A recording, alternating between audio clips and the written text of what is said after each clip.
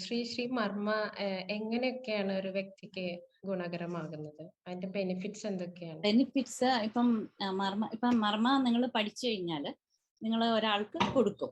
അപ്പോൾ സാധാരണ നമ്മൾ പല ബോഡി വർക്കും നമ്മൾ കിടക്കുക, തലഭാഗത്തിരുന്ന് ചെയ്യുക, അങ്ങനെയാണ് ശിശുമർമ്മ ചെയ്യുന്നത്. അപ്പോൾ ബെനിഫിറ്റ്സ് എന്ന് പറയുന്നത് ഒന്ന് ഇമ്മ്യൂണിറ്റി കൂട്ടും. പിന്നെ നമ്മുടെ ശരീരത്തിൽ ബ്ലോക്കേജസ് ഉണ്ടാവും. ഇപ്പം നമുക്ക് സ്ഥൂല ശരീരമുണ്ട്, നമുക്ക് തൊടാൻ പറ്റുന്ന കാണാൻ പറ്റുന്നതാണ് സ്ഥൂല ശരീരം. ഇതല്ലാതെ നമുക്കൊരു സൂക്ഷ്മ ശരീരമുണ്ട്. അപ്പൊ ഈ സൂക്ഷ്മ ശരീരമാണ് നമ്മൾ മെഡിറ്റേഷൻ ചെയ്യുമ്പോഴും ക്രിയ ചെയ്യുമ്പോഴും ഒക്കെ വികസിക്കുകയും ചുരുങ്ങുകയും ചെയ്യുന്നു. നമുക്ക് ആ ഫീലിംഗ് ഉണ്ട്, അതാണ് സൂക്ഷ്മ ശരീരം. അപ്പൊ സൂക്ഷ്മ ശരീരത്തിൽ ബ്ലോക്കേജസ് ഉണ്ടാവും. നമ്മുടെ ശരീരത്തിൽ ബ്ലഡ് വെസൽസിൽ ബ്ലഡ് ഒഴുകുന്ന പോലെ നാഡികളിൽ കൂടെ പ്രാണൻ ഒഴുകും. അപ്പോൾ പല കാര്യങ്ങൾ കൊണ്ടും ഈ ഒഴുക്കിന് തടസ്സം വരും. അങ്ങനെ അത് ബ്ലോക്ക് ഉണ്ടാവുമ്പോൾ നമുക്കത് പല ഇതായിട്ട് അനുഭവപ്പെടും. ഒന്നിൽ ക്ഷീണമായിട്ട് അനുഭവപ്പെടും, അല്ലെങ്കിൽ ശക്തിയില്ല, അല്ലെങ്കിൽ അസുഖമായിട്ട് അനുഭവപ്പെടും, അല്ലെങ്കിൽ മനസ്സിന് പ്രശ്നമായിട്ട് അനുഭവപ്പെടും, വേദനയായിട്ട് വരും. അങ്ങനെ ഈ ബ്ലോക്കേജ് പല രീതിയിൽ ശരീരത്തിൽ പ്രത്യക്ഷമാവും. അപ്പൊ അങ്ങനത്തെ ബ്ലോക്കേജസിനെല്ലാം ക്ലിയർ ചെയ്യും.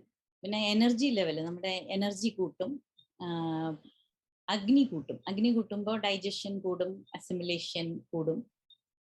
പിന്നെ ഉറക്കം വളരെ, നമുക്ക് പലർക്കും ഉറക്കമില്ലായ്മയുണ്ട്. അപ്പോൾ ഉറക്കം സുഖകരമാവും, ഉറക്കം വളരെ ഡീപ്പാവും. പിന്നെ സർക്കുലേഷൻ കൂടും സ്കിന്നിൽ. മർമ്മ കഴിഞ്ഞ് എണീക്കുമ്പോൾ ഒരു ഗ്ലോ ഒക്കെ ഉണ്ടാവും മുഖത്ത്. ഇതിൽ മർമ്മ പ്രാക്ടീസ് ചെയ്യുന്ന ഡോക്ടർ മർമ്മ പ്രാക്ടീഷണറും ട്രെയിനർ ലെവലിലുള്ള ആളാണ്, ഡോക്ടറിന് അറിയാം. ഇതിൽ വേറെയും ഉണ്ടാവും മർമ്മ പ്രാക്ടീഷണേഴ്സ്. നമുക്കൊരു 7-8 പേരുണ്ട് കേരളത്തിൽ. പിന്നെ ട്രോമ റിലീസ് നടക്കും. പിന്നെ മേധ വളരെ, ഇന്റലക്ട് വളരെ ക്ലിയർ ആവും. പിന്നെ ദോഷങ്ങൾ, നമ്മൾ ത്രിദോഷം എന്ന് പറയുന്ന വാതപിത്ത കഫം, ആ ദോഷങ്ങൾ ബാലൻസ്ഡ് ആവും. പിന്നെ ഏജിങ് പ്രോസസ്സ് കുറയും. ഇപ്പോൾ യൂത്ത്, യൗവനം നിലനിർത്തുന്ന ഒരു പ്രോസസ്സും കൂടിയാണ്. ഇതൊക്കെയാണ് ഓവറോൾ ബെനിഫിറ്റ് എന്ന് നമുക്ക് പറയാൻ പറ്റുന്നത്. ഈ മർമ്മങ്ങളെന്ന് പറയുന്നത് ശരീരത്തിൽ ഉടനീളം ഉള്ള വൈറ്റൽ പോയിന്റ്സിനെയാണ് നമ്മൾ മർമ്മങ്ങളെന്ന് പറയുന്നത്.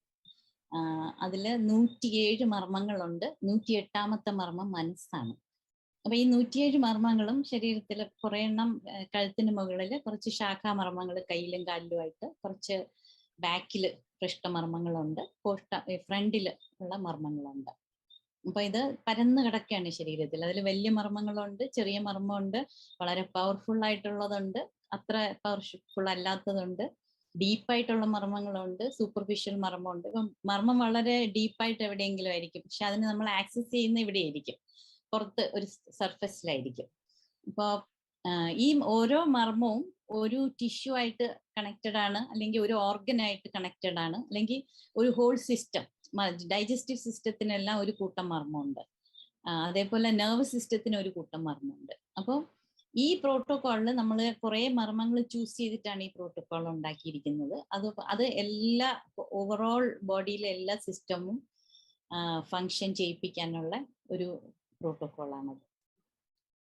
പിന്നെ എടുക്കുമ്പോൾ നിങ്ങൾ മർമ്മം എടുത്തിട്ടുള്ളവരുണ്ടാവും. എടുത്തിട്ടുണ്ടെങ്കിൽ വളരെ ഡീപ്പായിട്ട് പോകും. വളരെ ഡീപ്പായിട്ട് പോയി ഒരു 6-7 മണിക്കൂറിന്റെ ഉറക്കം കഴിഞ്ഞാൽ ഉണ്ടാകുന്ന ഒരു ഫ്രഷ്നെസ്സോടെയാണ് 1 മണിക്കൂർ കഴിഞ്ഞ് മർമ്മം കഴിയുമ്പോൾ എക്സ്പീരിയൻസ് ചെയ്യുന്നതാണ്.